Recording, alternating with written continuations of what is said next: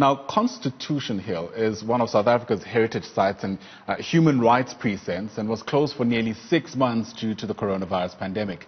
Now, this morning, the hill will be opened once again to the public for the first time since the nationwide lockdown came into effect.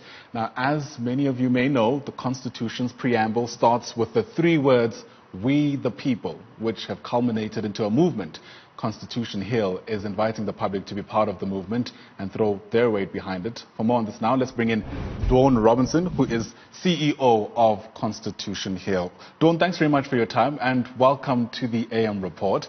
Before we get into what this day means, awesome stuff. Before we get into what this day means and perhaps the ways through which I and many other South Africans can play their part, let's speak about the South African Constitution and the ways through which it's been perceived here at home and further afield.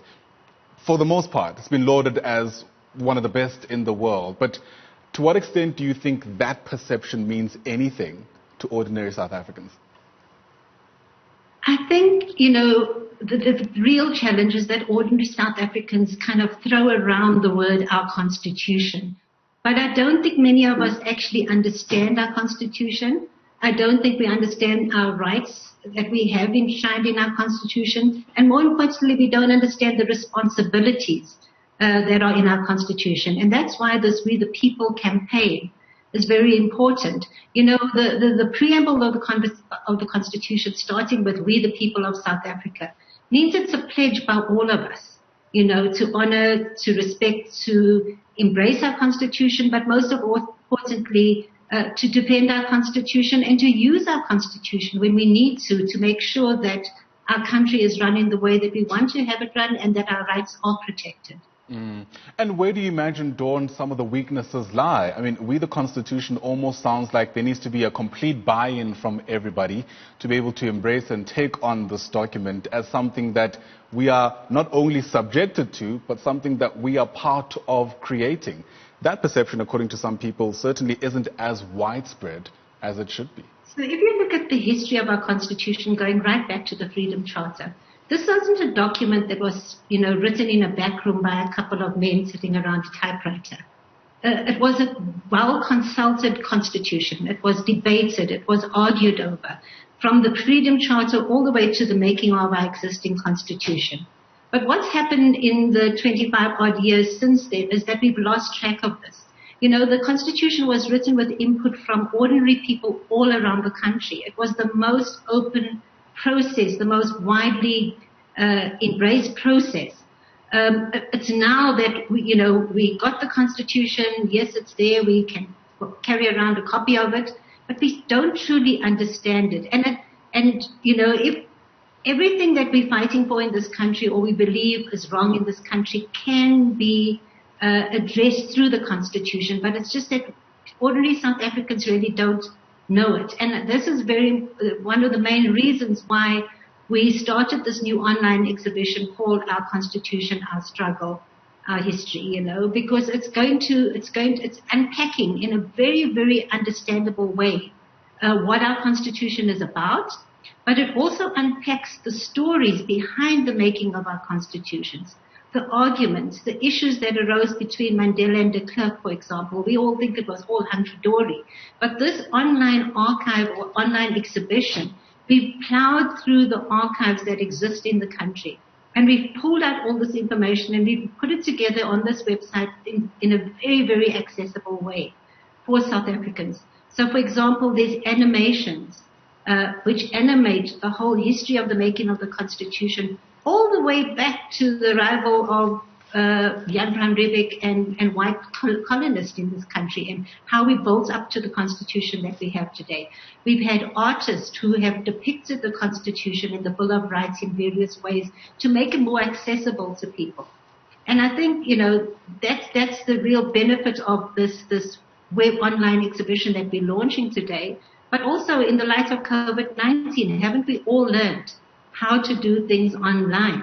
It's always been there. We've just neglected to do it. And now as Constitution Hill, not only will you be able to visit Constitution Hill today and actually physically do a tour, like you said, we're unlocking the cells and we're throwing them open today, But you'll also be able to go online once we've launched it, and the launch is happening this evening, and actually, understand for yourself in a very accessible way how our constitution was made, but also the hard journey it was to get to the point where we got this constitution, and the millions of people that were involved in actually making it. We often hear that the Constitution itself is a living document, one that needs to be constantly recontextualized and I guess needs to be translated for the times in which we're in. What do you think the Constitution ought to mean in times like the COVID-19 pandemic? I think a lot of the press, like yourself, have been using the Constitution in ways to actually defend and hold government accountable. If you look at the things that have gone to the Constitutional Court over the period of the lockdown, if you read the op-eds that have been happening in various places, if you see the work that a lot of our civil society organizations and our social justice organizations have been doing to actually take on government in terms of the rights that have been curtailed, the incidents that have happened over lockdown, where people have thought government has overstepped its mark. We've taken them on using the Constitution.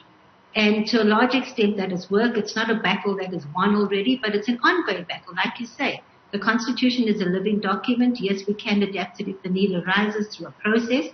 But it's also, it's for us to constantly be holding government and each other accountable using our Constitution. And I guess Constitution Hill plays an incredible, important role insofar as that is concerned.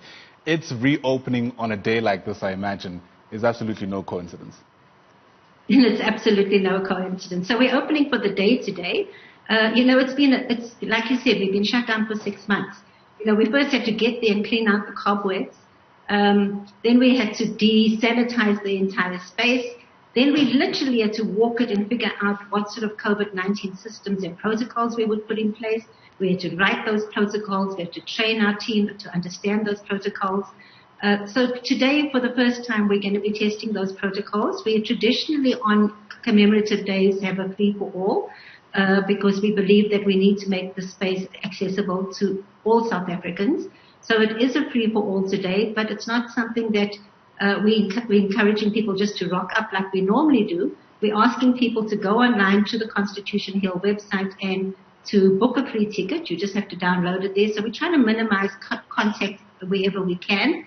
But if you can't do that, then we will accommodate you if you do rock up at the site. But it's really a test day for us to see how our systems are working. And we're going to be kind of flying under the radar for the next few days as we kind of refine those protocols. And we officially open as normal on the 1st of October.